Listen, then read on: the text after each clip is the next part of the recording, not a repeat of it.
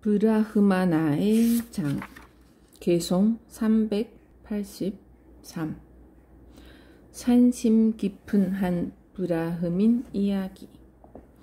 사하띠에 사는 한 브라흐민이 제타와나 수도원에 와서 부처님의 설법을 듣고 크게 감동하여 16명의 비구들을 자기 집에 초청하여 공양을 올렸다.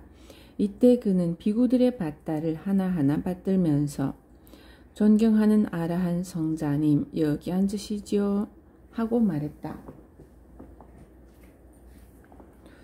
그는 아직 불법을 잘 몰랐기 때문에 비구는 모두 아라한인 줄 알고 있었던 것이다. 그러자 아직 성자의 경지에 이르지 못한 비구들은 자기들을 놀린다고 생각했다.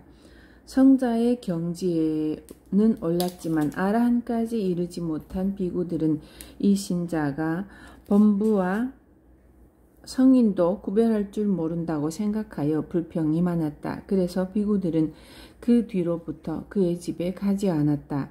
그러자 제가 신자는 무척 슬펐다. 그는 왜 비구들이 자기 집에 오지 않을까 생각해 보았지만 그 까닭을 알 수 없었다. 그래서 그는 부처님을 찾아가 고민을 말씀드렸다. 그래서 부처님께서는 비구들을 부르시어 왜 신자의 집에 가지 않는지 물으시었다. 이에 대해 비구들이 자기들의 불만을 사려었고 부처님은 그들에게 물으시었다. 비구들이여, 이 신자가 너희를 아라한이라고 부르는 것이 그렇게 싫은가? 부처님이시여, 그렇습니다. 그러나 비구들이여, 그것은 이 신자가 너희를 모욕하거나 불쾌하게 하려 해서가 아니라 너희를 존경해서 한 말이 아니냐?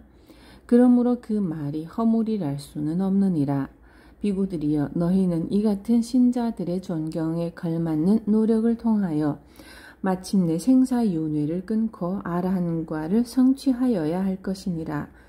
그리고 부처님께서는 다음 개성을 읊으시었다. 힘찬 노력으로 욕망의 흐름을 끊어라. 감각적 쾌락 또한 제거하거라. 이 몸은 반드시 사라진다는 것을 깨닫고 니빠나에 이르는 사람이 브라흐마나이니라. 개송 384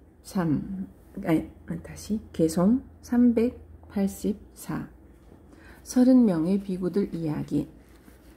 부처님께서 제타와나 수도원에 계시던 어느 때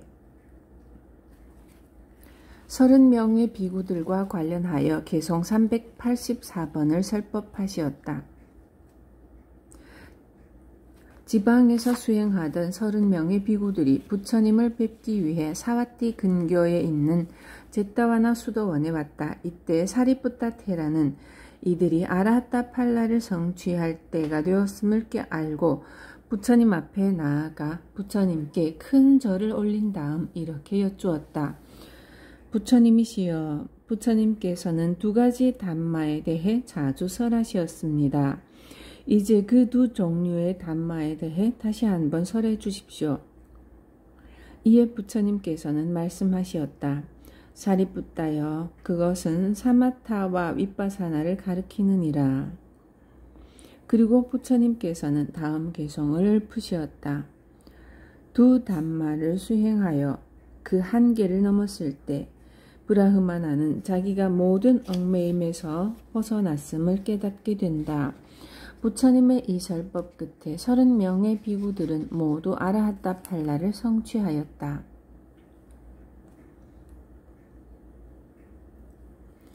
개송 385 마라 이야기. 어느 날 남자로 변신한 마라는 부처님께 접근하여 이렇게 말했다. 부처님이시여, 부처님께서는 자주 빠랑이라는 말을 사용하시곤 하는데 그것은 무슨 뜻입니까? 그러자 부처님께서는 그가 마라이며 이것이 그의 간교한 술책임을 아시고 이렇게 대답하시었다. 사악한 마라여, 너는 빠랑이든 앞빠랑이든 그런 말과는 아무런 상관이 없는 자가 아니냐? 빠랑이란 저 언덕에 이른다는 뜻이니 이것은 다만 모든 감각적 쾌락과 번뇌로부터 해탈한 아라한들하고만 관계가 있는 말이니라. 그리고 부처님께서는 다음 개송을 읊으시었다. 그에게는 이 언덕도 저 언덕도 없어서 모든 불안과 초조, 집착과 번뇌가 다했다. 그때 나는 그를 브라흐마나라고 부른다.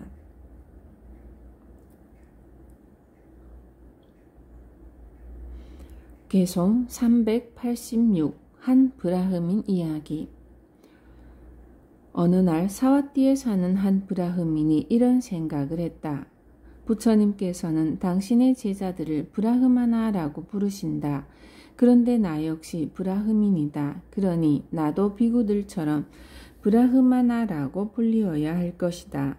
그래서 그는 부처님을 찾아뵙고 자기의 견해를 말씀드렸다. 그러자 부처님께서는 이렇게 대답하시었다. 브라흐민이여, 열에는 그가 단순히 계급이나 출생 신분이 브라흐민이라 하여 그를 브라흐마나라고 부르지 않느니라. 열애가 이 호칭을 사용하는 것은 다만 깨달음을 성취한 아라한에 한해서이니라. 그리고 부처님께서는 다음 개송을 읊으시었다. 그는 고요한 곳에서 선정을 닦아 청정하고 자기의 해야 할 일을 마쳤으며 위없는 목표를 성취했다. 그때 나는 그를 브라흐마나라고 부른다. 부처님의 이 설법 끝에 그 브라흐민은 곧 소타파티 팔라를 성취하였다. 개송 387 부처님의 몸은 밤낮으로 빛난다. 아사유자의 7번째 보름날이었다. 우기 안거가 끝나는 이날은 관례에 따라 안거 기간 동안에 있었던 여러 가지 잘못을 서로 고백하며 용서해주는 아름다운 행사가 있었다. 그래서 이 축제에 참석하기 위해 꼬살라국의 빠세나디 왕은 여러 가지 보석으로 장식한 화려하고 장엄한 관복을 입고 수도원에 갔다. 이때 깔루다이 테라는 마침 깊은 선정에 들어 막 정멸에 이르려 하고 있었다. 그러자 테라는 여러 대중이 모인 한가운데 앉은 상태로 온몸으로부터 황금빛 광명을 내뿜기 시작하는 것이었다. 그러자 그것을 보는 사람들은 큰 환희심이 일었다. 그리고 같은 시기에 동쪽 하늘에서는 밝은 보름달이 떠올랐다. 그리고 해는 서편으로 지면서 마지막 빛을 보내고 있었다. 그래서 뜨는 달과 지는 해, 왕의 관복과 깔루다이테라의 선정의 광명이 한데 어우러져 장관을 연출하게 되었다. 이때 아난다테라는 이 4가지 광명을 잘 비교해 본 다음 마지막으로 부처님의 몸으로부터 나오는 광명을 우러러 보았다. 그랬더니 부처님의 광명은 이 4가지를 합한 것보다도 더 우아하고 찬란하였다. 이에 아난다테라는 부처님께 사료했다. 부처님이시여, 오늘 저는 여러 가지 광명을 목격하고 있습니다. 그러나 부처님의 몸에서 나오는 광명은 다른 모든 광명을 훨씬 능가합니다. 그러자 부처님께서는 이렇게 말씀하시었다. 아난다여, 해는 낮에만 빛나고 달은 밤에만 빛나며 국왕의 옷은 장식했을 때만 빛나고 수행자는 깊은 선정에 들었을 때만 빛나지만 열애의 몸은 낮이나 밤이나 항상 오색의 광명으로 빛나느니라. 그리고 부처님께서는 다음 개송을 읊으시었다. 낮에 밝게 빛나는 것은 태양이요, 밤에 빛나는 것은 달이요. 왕은 차려입었을 때 빛나는 것이고 수행자는 선정에 들었을 때 빛난다. 그러나 부처님만은 낮이나 밤이나 항상 찬란히 빛나는 것이다. 개송 388 고행하는 한 브라흐민 이야기. 사와띠에 사는 한 브라흐민이 가정을 떠나 숲속에 들어가 부처님의 교단이 아닌 다른 수행단체에서 수행하고 있었다. 그는 매우 엄격한 고행을 하고 있었는데 스스로 이렇게 생각했다. 고타마 사마나는 자기의 제자들을 비구라고 부른다. 나 역시 그들과 같이 집을 떠나 숲속에서 수행하고 있으니 비구라고 불리어야 할 것이다. 그래서 그는 부처님을 찾아가 자기의 이런 생각을 말씀드렸다. 그러자 부처님께서는 이렇게 말씀하시었다. 그대여, 그대가 제시하는 이런 이유 때문에 여래가 제자들을 비구라고 부르는 것은 아니니라. 비구란 모든 악행과 청정치 못한 행위로부터 완전히 떠난 사람, 그것을 위해 가정을 떠난 수행자를 가리키느니라. 그리고 부처님께서는 다음 개성을 읊으시었다. 악을 없이함이 브라흐마나요. 고요히 마음 집중하니 수행자. 타락의 더러움을 없이 하였기에 그를 일러 집을 떠난 비구라 부른다. 부처님의 이 설법 끝에 그 고행자는 소타파티 발라를 성취하였다. 개송 389, 390 인욕으로 폭력을 다스린 사리푸타 테라 이야기. 어느 때 사와띠의 시민들이 모여 사리푸타 테라의 성스러운 덕행을 찬탄하고 있었다. 그들 중 한 사람이 말했다. 우리 성자께서는 참으로 인욕자이시다. 무지한 자를 테라가 몰라보고 욕하거나 심한 말을 해도 테라께서는 조금도 화를 내시는 법이 없으니. 그러자 테라를 잘 모르는 건장한 사람이 하나 비웃었다.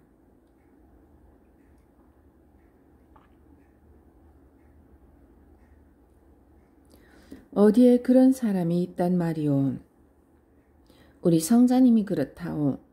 그거야 아무도 그 사람을 심하게 해주지 않았을 때 말이겠지. 그렇지 않소.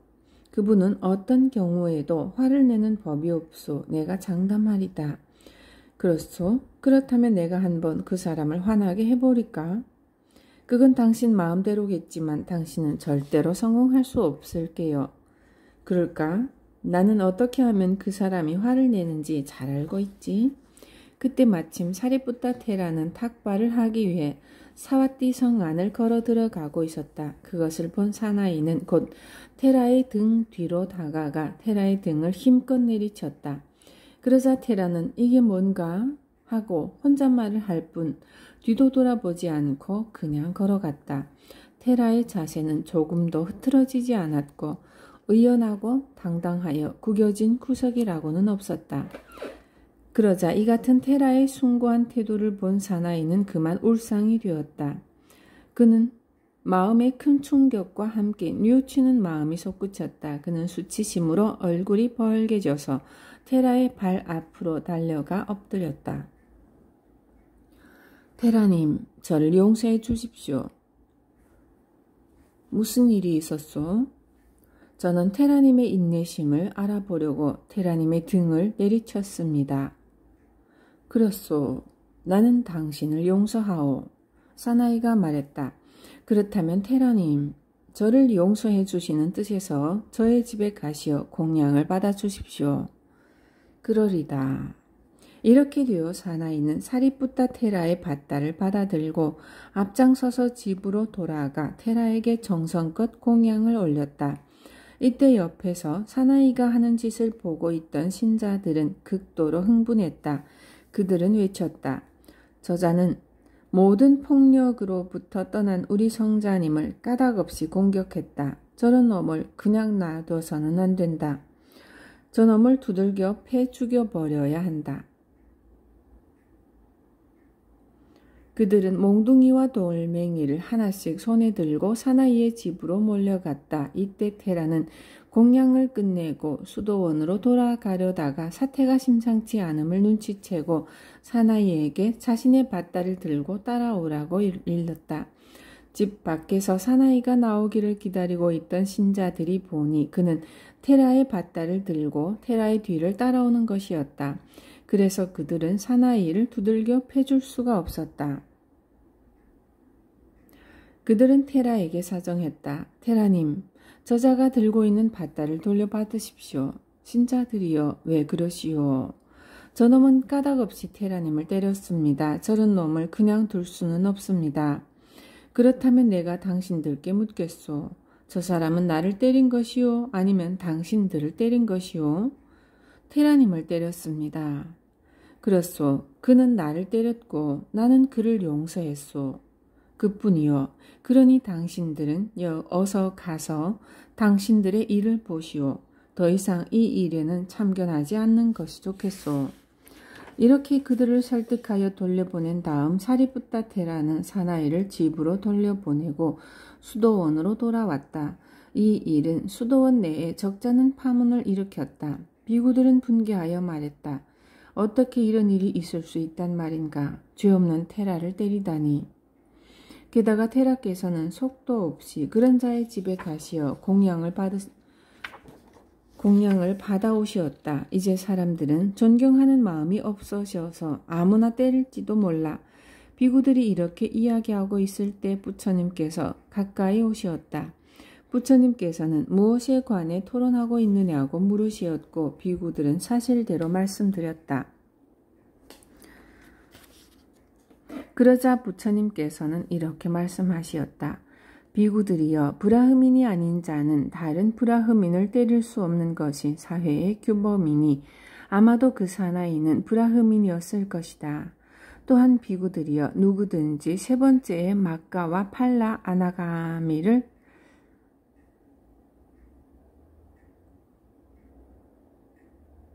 가리킴. 누구든지 세 번째 의에 도달하게 되면 마음속에서 진심이 완전히 파괴되어 더 이상 화를 내지 않게 되느니라. 그리고 부처님께서는 다음 개성 두 편을 읊으시었다. 누구건 브라흐마나를 때려서는 안 된다. 그러나 또한 브라흐마나를 때린 자에게 성을 내서도 안 된다.